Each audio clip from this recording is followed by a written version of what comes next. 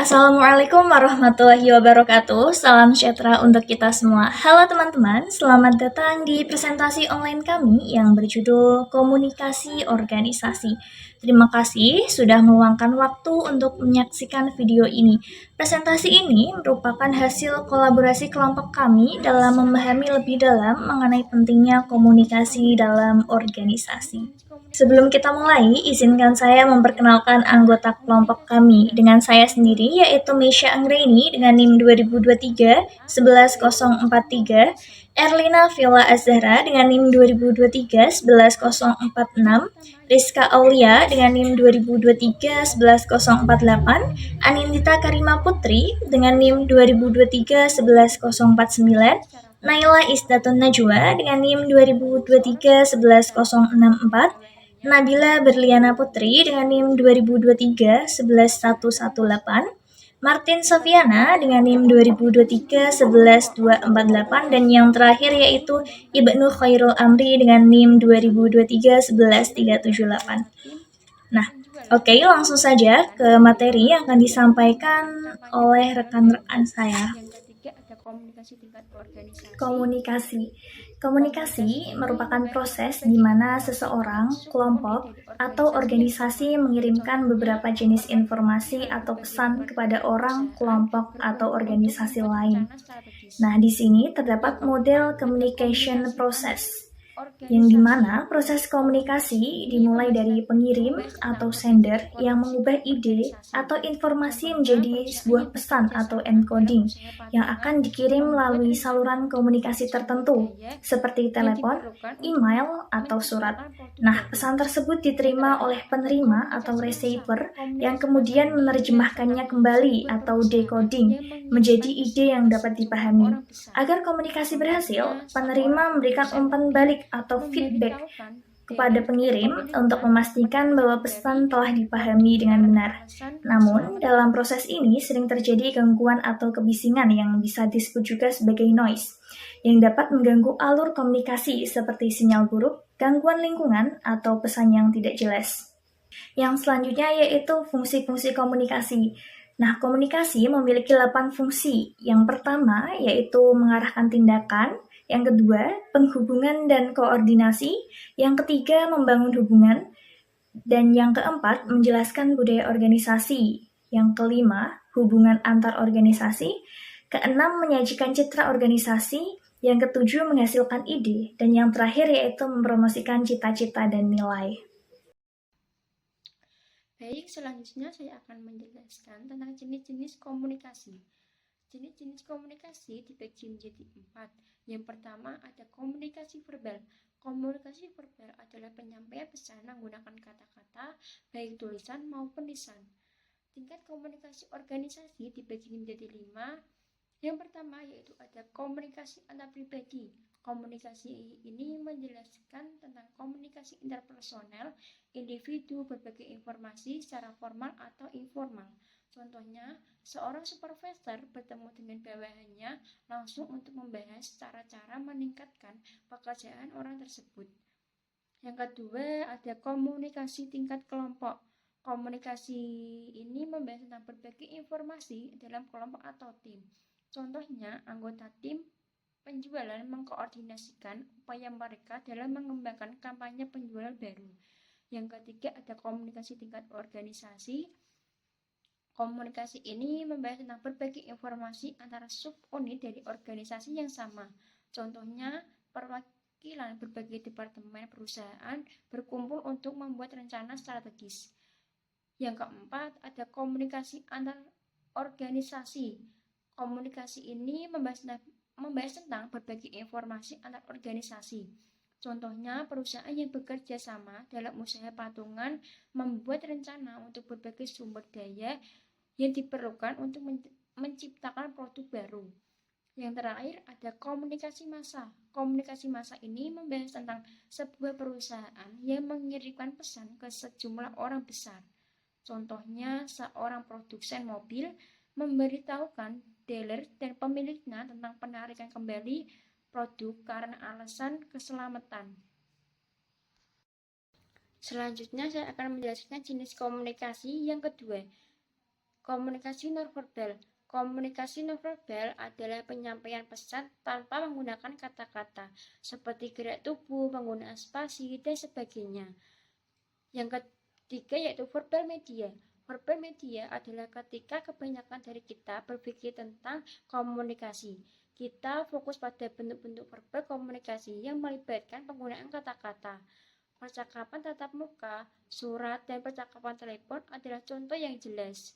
Berbagai bentuk media verbal dapat dibedakan sehubungan dengan kapasitasnya untuk menyampaikan informasi. Yang terakhir yaitu mencocokkan media dengan pesan.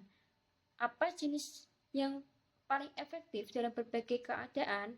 Yaitu komunikasi efektif yang menggabungkan pesan lisan dan tertulis sesuai kebutuhan. Pesan lisan cocok untuk interaksi langsung dan respon cepat. Sementara pesan tertulis lebih penting untuk dokumentasi formal dan referensi di masa depan. Dalam organisasi, komunikasi dua arah seperti diskusi tatap muka lebih sering digunakan karena sifatnya yang interaktif. Pesan lisan efektif untuk klarifikasi langsung, sedangkan pesan tertulis memperkuat dan mendokumentasikan informasi. Kombinasi keduanya memastikan komunikasi lebih efisien dan tujuan tercapai. Bentuk komunikasi tertulis terdiri dari 4. Yang pertama yaitu newsletter, internet, buku pegangan karyawan, dan iklan. Nah, selanjutnya yaitu saya akan menjelaskan tentang apa itu komunikasi formal. Komunikasi formal adalah proses komunikasi berbagi pesan mengenai pekerjaan resmi pada suatu organisasi.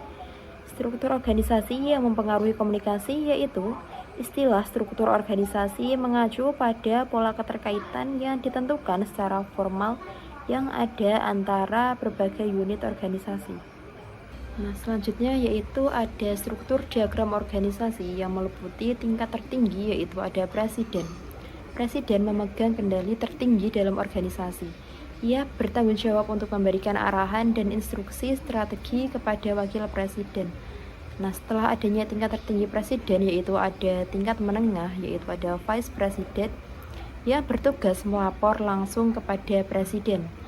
Vice president biasa disebut dengan wakil presiden yaitu bertugas untuk mengkoordinasikan dan meneruskan arahan kepada para manajer di bawah mereka.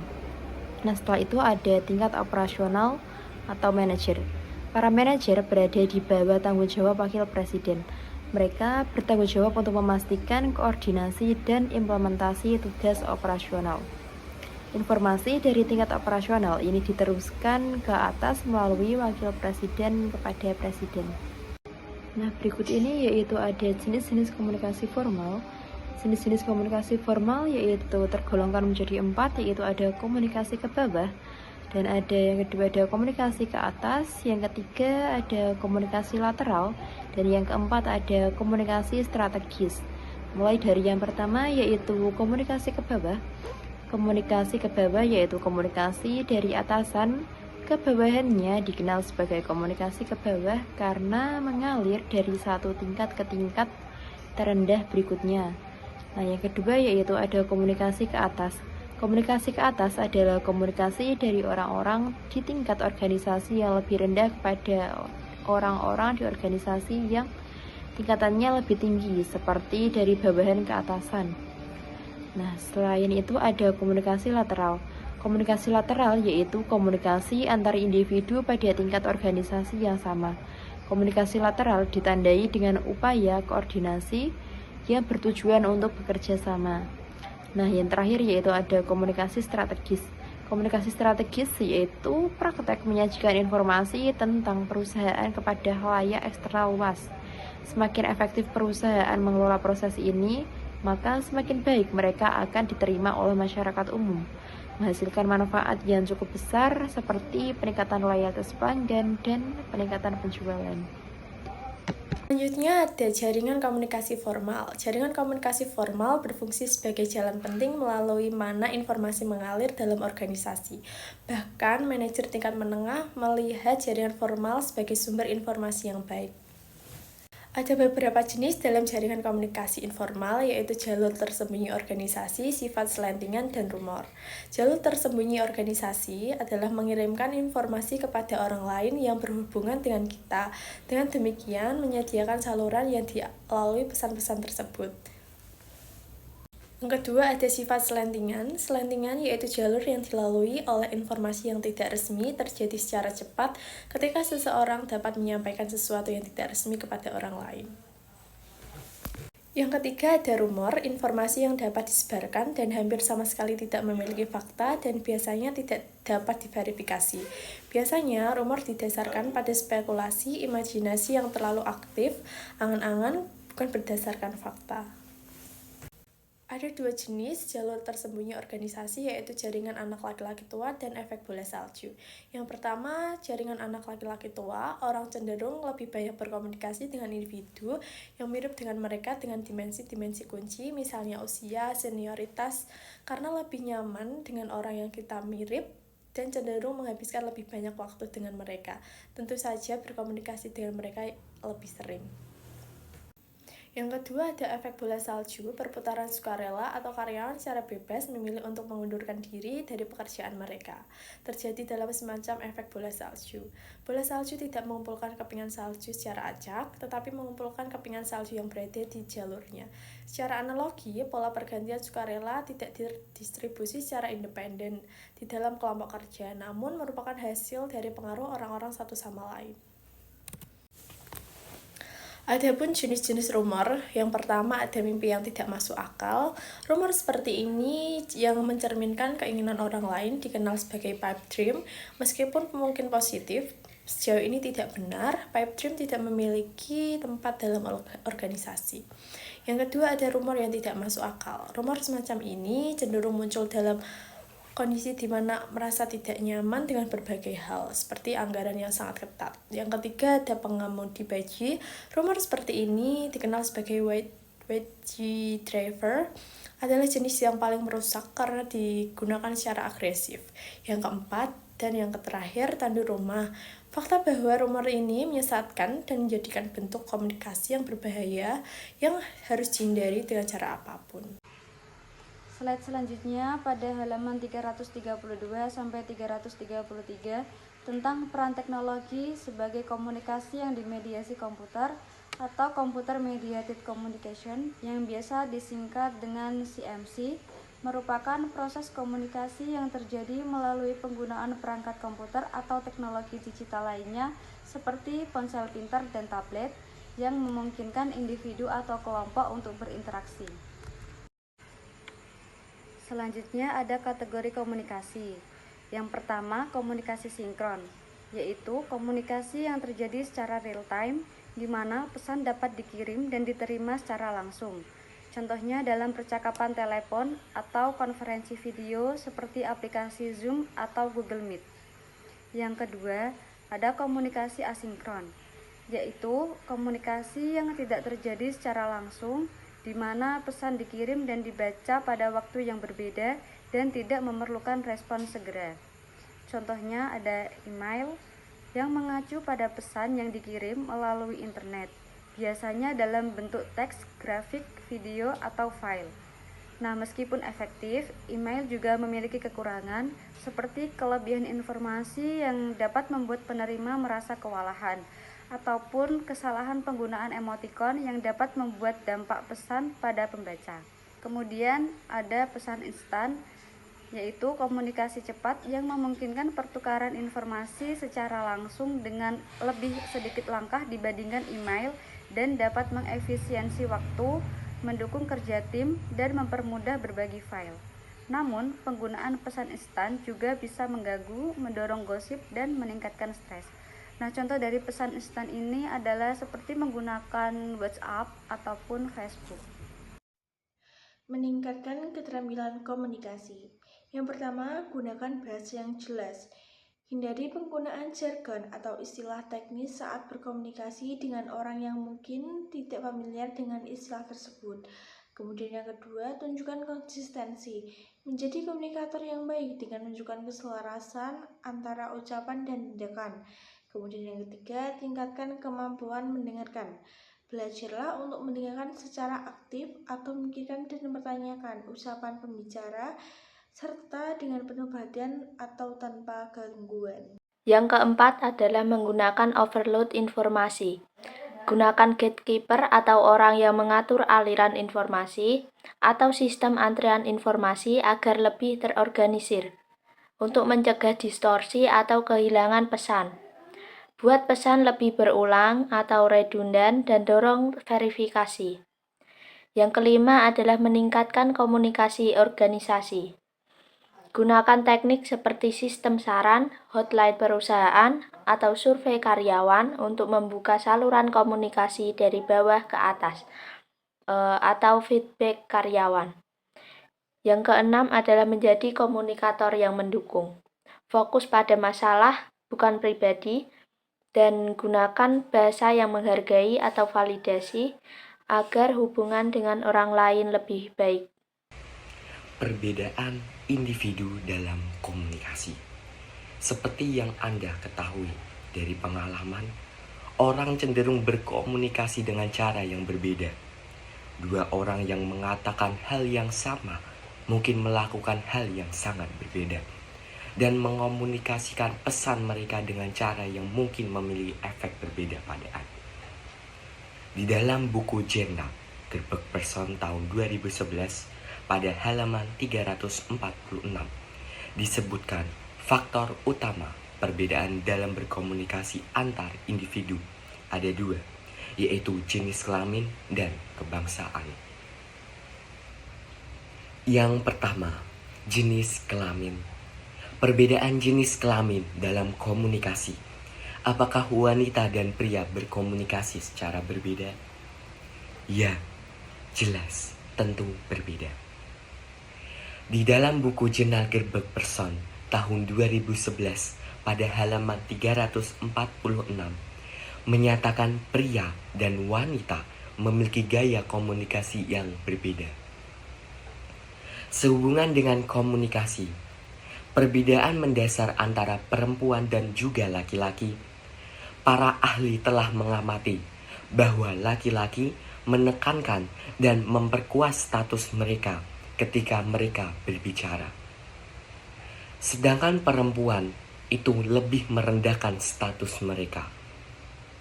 Sebaliknya, wanita fokus untuk menciptakan hubungan sosial yang positif di antara mereka sendiri.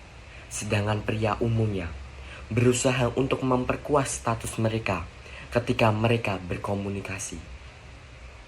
Perbedaan gaya antara wanita dan pria ini menjelaskan mengapa mereka merespon masalah secara berbeda.